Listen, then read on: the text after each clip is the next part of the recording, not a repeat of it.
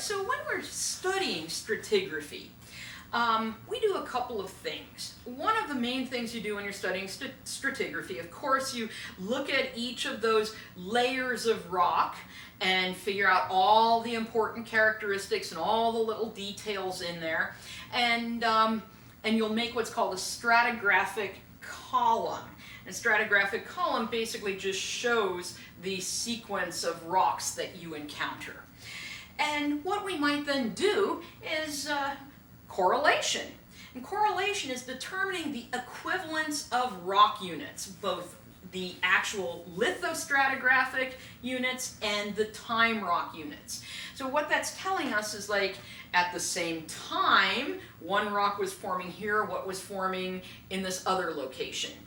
Because that helps us tie together and pull together not just a local picture of the geology in the past and the environments in the past, but also lets us start putting together a regional view of what our area looked like in geologic history. Now, when you are doing this correlation, there are a few different methods that you might use. You might use what's called lithostratigraphic correlation. This is based on the type of rock.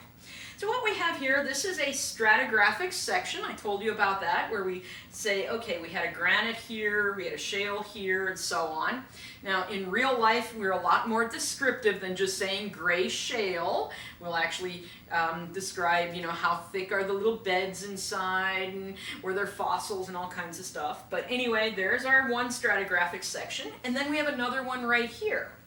And so we might be like, all right, this limestone here matches up with this limestone here. They're the same lithology, and in addition to that, it follows the same sequence, right? We had gray shale, then we had limestone, then we had sandstone. We had gray shale, we had limestone, we had sandstone.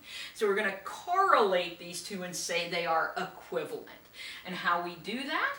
Well, we have the limestone and gray shale boundary here, the limestone gray shale boundary here. We draw a line between those. Then up here we have the sandstone limestone boundary. Here we have the sandstone limestone boundary. We draw a nice straight line to that. And that's saying these rocks are equivalent to each other.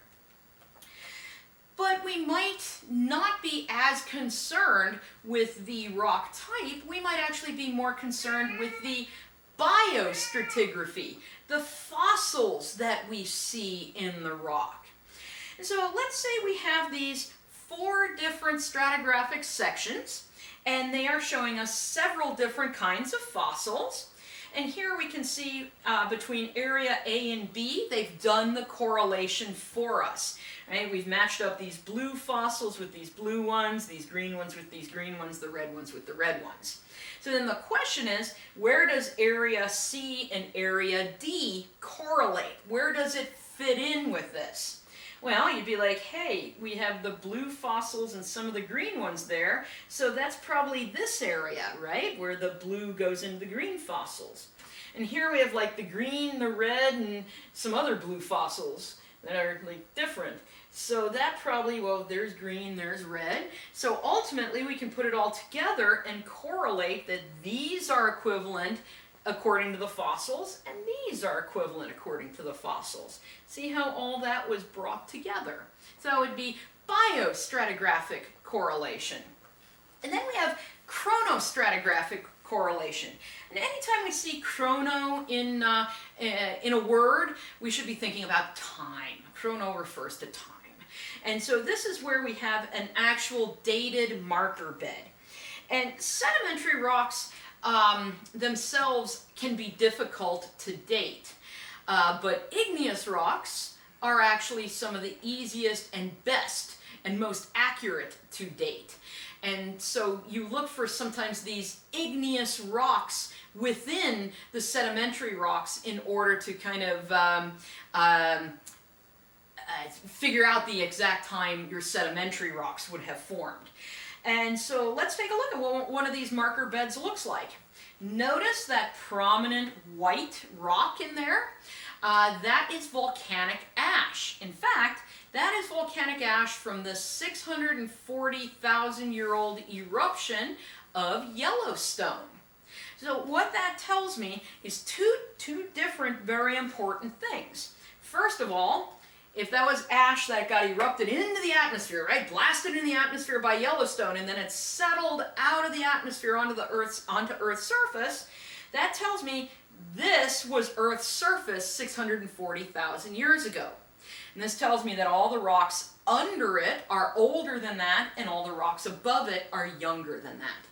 The way we then can use this to correlate things is that ash from Yellowstone covered much of the western United States. So any place we find that ash layer, we know that was Earth's surface 640,000 years ago. So that's how we can do ChronoStratigraphy. We find these rock layers that we can accurately date and use them to give us actual time periods. All right, so how do we show stratigraphy? Well, like I said, the basic thing is that stratigraphic column where we just are at a specific location and show the sequence of rocks that we encounter. Then, when we correlate that sequence of rock with other ones, we can make what's called a stratigraphic cross-section. This ties together several of those stratigraphic columns. This is an example from, I don't know, this is one of my papers. This looks like Albuquerque Basin. And so we have these different rock units, and you can see we basically correlated them. We said this rock unit compares to that one, which compares to that one, across this area. Well, that can be done, but you can make things even more detailed by showing what's called a structural cross-section. This is where we actually have a slice of the Earth, and we basically look at the Earth on its side, and we show not only the layers of rock that are encountered, but we also add the topography, what Earth's surface looks like.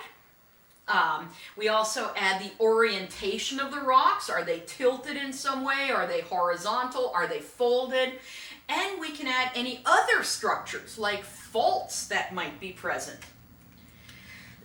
This is in the Albuquerque Basin again, and we see some of these rock units where they go across the basin, but we've also shown the topography. There's a mountain up here, and then all these dark lines are faults that are located in that area. So we've not only shown the layers of rock, but also faults that are present and some of the topography where there's hills and where there's valleys.